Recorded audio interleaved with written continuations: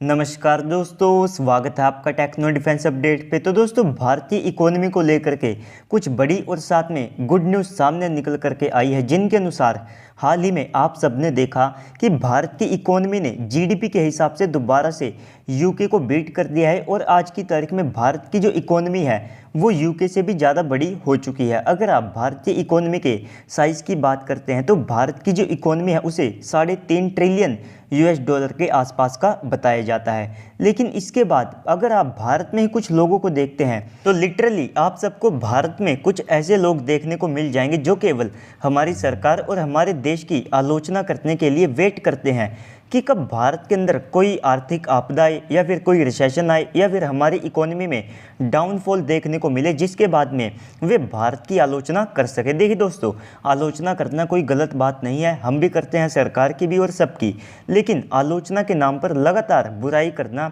तो ये यहाँ पर थोड़ा सा गलत हो जाता है। मान लीजिए भारत को एग्जाम्पल के लिए 100 रुपये का फ़ायदा होता है तो ये लोग ज़ोंबी या फिर डेड बॉडी की तरह रिएक्ट करते हैं। लेकिन जैसे ही भारत के अंदर ये न्यूज़ आती है कि हमको 50 पैसे का नुकसान हुआ है तो इन लोगों के कान ऐसे खड़े होते हैं जैसे भीख के लिए पाकिस्तान के होते हैं। तो दोस्तों, ऐसे ही लोगों को आईना दिखाने के लिए जो खबर सामने निकल करके आई है तो उस आर्टिकल का जो स्क्रीनशॉट है तो उसे आप अपनी स्क्रीन के ऊपर देख सकते हैं, जहां पर यह रिपोर्ट किया गया है कि भारत 2030 के बजाय 2029 से ही दुनिया की तीसरी सबसे बड़ी अर्थव्यवस्था बन जाएगा और इसके माध्यम से हम जर्मनी और साथ में जापान जैसे जो बड़े जाइंट हैं उनको भी यहाँ पर बीट कर देंगे। तो भारत 2029 में तीसरी अर्थव्यवस्था कैसे बनेगा? तो सबसे पहले तो 2027 में भारत अपनी इकोनॉमी के दम पर जर्मनी जैसे एक बड़े देश को यहाँ पर बीट कर देगा। इसके बाद में 2029 से भारत की जो इकोनॉमी है वो यहाँ पर जापान को बीट करते हुए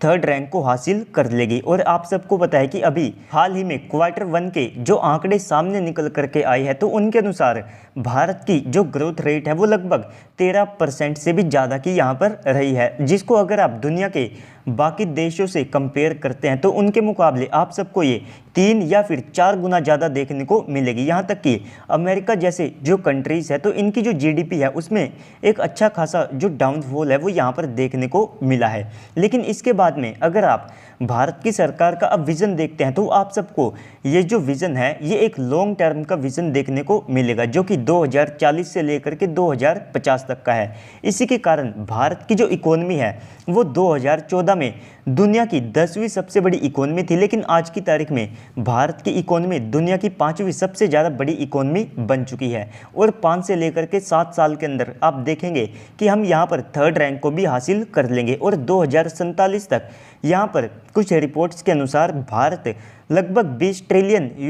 की जो जीडीपी है उसे भी हासिल कर सकता है। तो इस सब में अगर आप भारत के सामने बड़े चैलेंजेस को देखते हैं तो उसमें आप सबको देखने को मिलेगा कि भारत के ऊपर काफ़ी ज़्यादा बुरा इफेक्ट पड़ रहा है यूक्रेन और रशिया के वॉर का, और साथ ही साथ हम यहाँ पर काफ़ी ज़्यादा महंगा क्रूड ऑयल भी परचेज कर रहे हैं, जिसके कारण हमारा जो ट्रेड डेफिशिएट है वो लगातार यहाँ पर बढ़ता जा रहा है। तो ऐसे में भारत को भविष्य में एनर्जी रिसोर्सेज के ऊपर काफ़ी ज़्यादा फोकस करने की आवश्यकता है और एक स्ट्रॉन्ग इकोनॉमी का मतलब होता है एक वेरी स्ट्रॉन्ग मिलिट्री को भारत खड़ा करने में सक्षम होगा। तो जब भारत $3.5 ट्रिलियन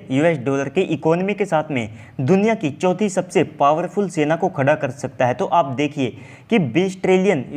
की इकोनॉमी के साथ में भारतीय सेनाओं की जो ताकत है वो कितनी ज़्यादा होगी। आप भारतीय सेनाओं की उस समय जो ताकत है उसको भी यहाँ पर इमेजिन कर सकते हैं। तो दोस्तों, बाकी तो इस रिपोर्ट को लेकर के आपको क्या लगता है कमेंट सेक्शन में बताइएगा। साथ ही साथ